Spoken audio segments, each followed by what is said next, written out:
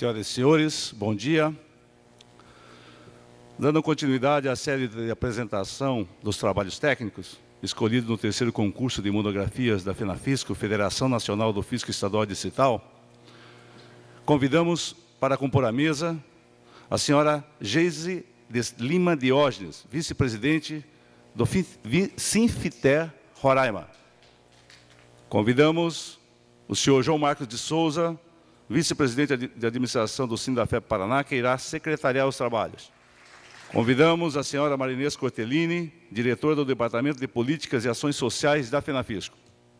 Essa apresentação tem como tema restrições à compensação de tributos com títulos precatórios, com o autor Douglas Roberto Ferreira, filiado ao Sindafep, Sindicato dos Auditores Fiscais da Receita do Estado do Paraná, que convidamos para compor a mesa.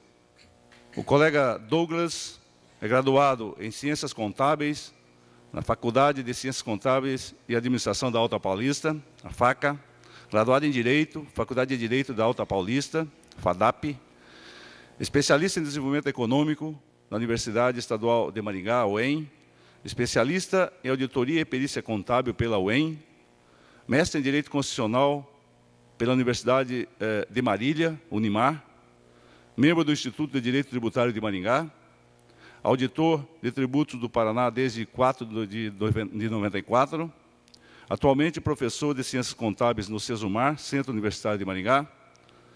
E o Douglas também é um estudioso na área do CMS, ele tem participado de todos os concursos de monografia do Sindafep no Paraná. Em 2006 e 2009 ele foi primeiro lugar, inclusive está voltando aí a premiação em julho, onde a premiação era uma viagem para Paris. Então, ele tem contribuído muito para o desenvolvimento da legislação do CMS e no estudo do CMS. Então, convidamos o colega Douglas para que faça a exposição do seu trabalho. Primeiramente, bom dia a todos. O trabalho a ser apresentado são as restrições à compensação de tributos com títulos precatórios. E por que estabelecer restrições à compensação de tributos com... Douglas, só um momentinho. Eu quero fazer alguma explanação que eu esqueci de fazer aqui. Mas terá 30 minutos para a apresentação do trabalho. E assim que ele terminar a sua explanação, se der tempo, ele fará... vocês podem fazer perguntas, se der tempo ele irá responder aqui no momento, senão ele irá responder via e-mail. O título é Restrições à compensação de tributos com títulos precatórios. E a primeira questão é, por que estabelecer restrições à compensação de tributos com títulos precatórios? Então, qual a razão de ter estabelecido essa restrição? Antes de responder essa questão, é fundamental... Obrigado. É fundamental nós analisarmos as mudanças que vêm ocorrendo no campo jurídico. Hoje, a interpretação jurídica ela é baseada no chamado pós-positivismo, ou neoconstitucionalismo, ou justnaturalismo, que é a interpretação das normas com base em princípios.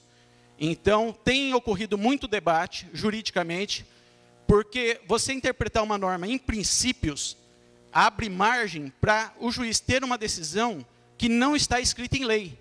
E tem casos já desse tipo. Por exemplo, o fundo de garantia não tinha uma previsão legal para um aidético sacar o fundo de garantia para fazer o tratamento da AIDS. E teve decisão judicial que autorizou o saque do fundo de garantia para gastar com tratamento de AIDS, apesar de não estar escrito isso na lei. Por quê? Porque se interpreta por princípio. Qual que é o princípio maior? É o princípio da dignidade da pessoa humana. E qual que é um dos princípios fundamentais? É o direito à vida. Um dos direitos fundamentais é o direito à vida. Então, se é para salvar a vida da pessoa, não está previsto em lei o saque do fundo de garantia para tratar da AIDS, mas o juiz autorizou. Por quê? Porque é para preservar a vida, que é a coisa principal de qualquer ser humano, que é a vida, a dignidade da pessoa humana. Então, é aí que vem o ponto de debate na doutrina. Por quê? Até que ponto vai a liberdade do juiz em decidir uma coisa que não está escrita em lei? Isso aí não abre uma margem de discricionariedade muito grande para o juiz? Então, aí vem o princípio da razoabilidade, proporcionalidade. Então, doutrinariamente, isso vem sendo muito discutido. E é justamente nessa linha, esse ponto, essa mudança jurídica, o fundamento, um dos fundamentos da restrição à compensação de tributos, com títulos precatórios. A Constituição, logo no artigo 1º, ela determina que o Brasil é um Estado democrático de direito. E quando que nós podemos afirmar que um Estado realmente é um Estado democrático? Quando os direitos humanos fundamentais forem efetivados. Não basta a Constituição garantir os direitos humanos fundamentais. É essencial que eles sejam efetivados, materializados. Caso contrário, não há realmente um verdadeiro Estado democrático de direito. Então, e para efetivar esses direitos humanos fundamentais, como nós vamos realizar? Vai necessitar de investimentos. Então, aí vem a justificativa da necessidade de se cobrar tributos. O Estado é responsável pela efetivação de grande parte desses direitos humanos fundamentais, principalmente devido à desigualdade social que há no Brasil. É necessário arrecadar tributos para efetivar esses direitos humanos fundamentais. O artigo 1º da Constituição coloca como princípios ou como fundamentos a cidadania, a dignidade da pessoa humana.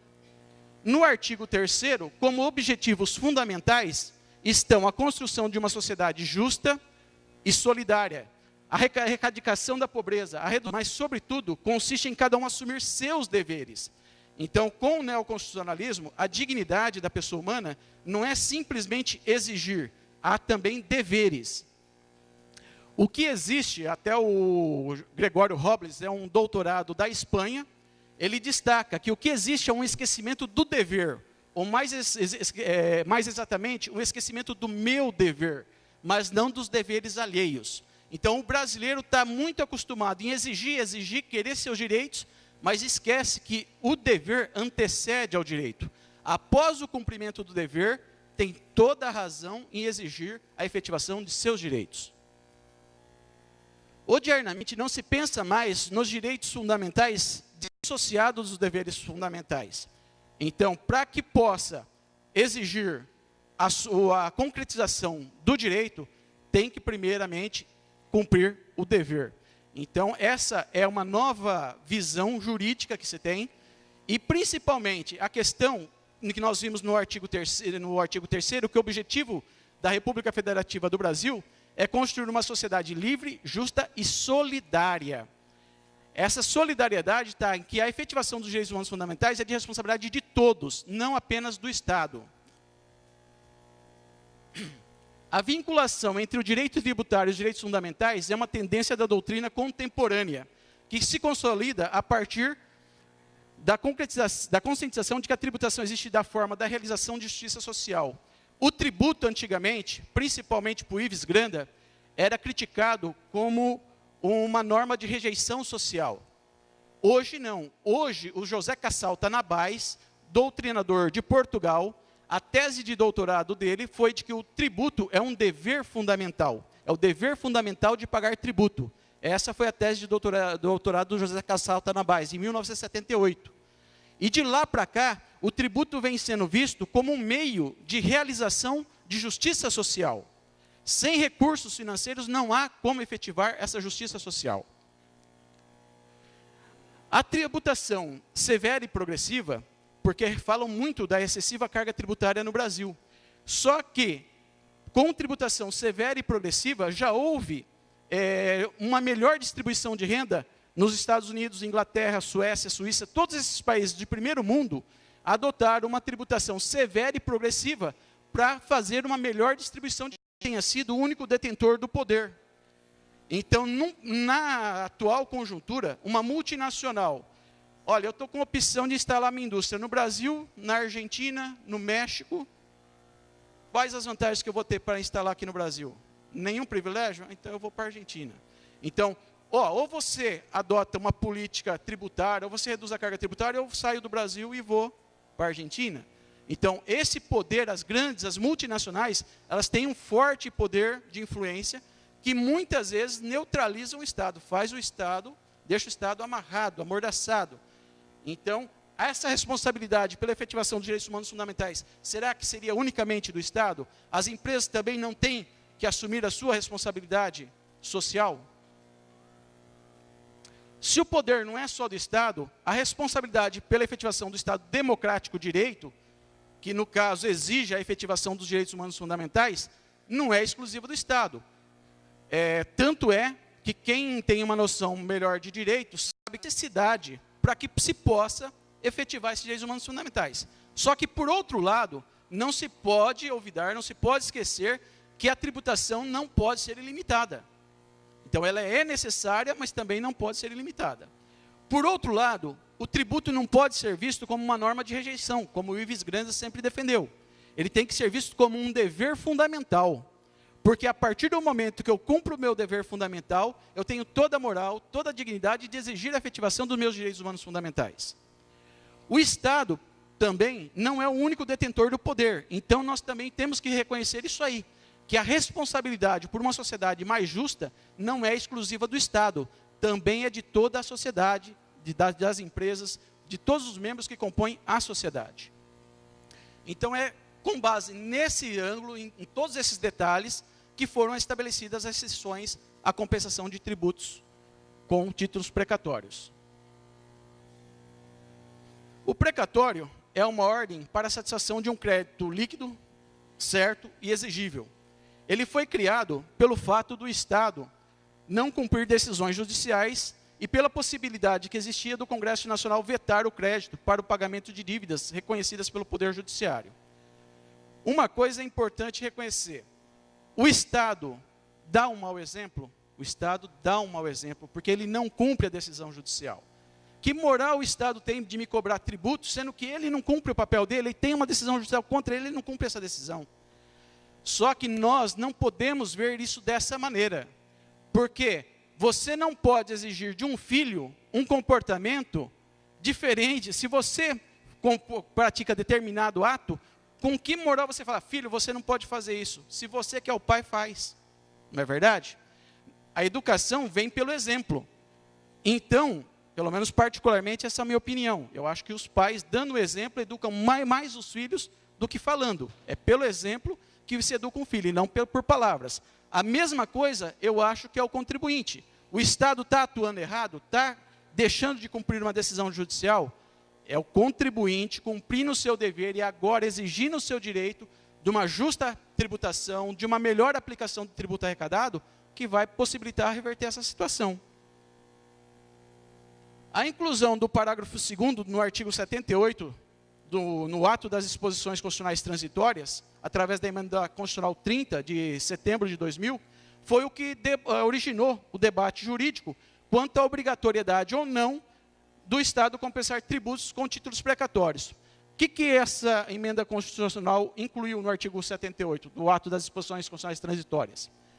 Foi incluído o seguinte: as prestações anuais terão, se não liquidadas até o final do exercício, poder liberatório do pagamento de tributos.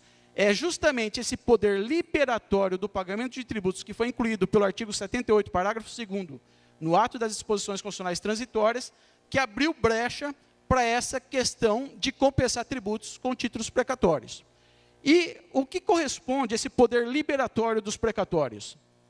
O poder liberatório, mencionado na Constituição, deve ser entendido em seu sentido comum, ou seja, não paga o precatório a tempo e modo próprios, este tem o poder de liberar seu título do pagamento de dívidas tributárias da entidade devedora, por meio de mecanismos próprios de extinção das obrigações tributárias. Então, o poder liberatório que consta no ato das disposições constitucionais transitórias, no artigo 78, parágrafo 2º, ele deve ser interpretado dessa maneira. Não paga, o Estado não cumpriu o seu dever, que era pagar o precatório, então abre a brecha, abre o direito do contribuinte a exigir a compensação. Juridicamente, doutrinariamente, há muita divergência de opinião quanto ao poder de compensar ou não, da legalidade, da compensação ou não, de tributo com títulos precatórios. Tem uns que falam que pelo princípio da isonomia não poderia, outros pela quebra de ordem cronológica, outros questionam se o precatório é uma mera ordem judicial. Doutrinariamente, tem muita discussão, muito debate sobre isso aí, se poderia ou não compensar tributos com títulos precatórios.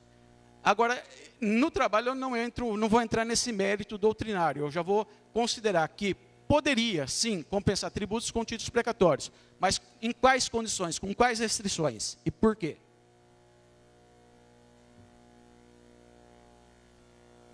Então, objetivando favorecer a concretização de uma sociedade justa, então, pensando naqueles princípios, naquelas regras constitucionais, na nova maneira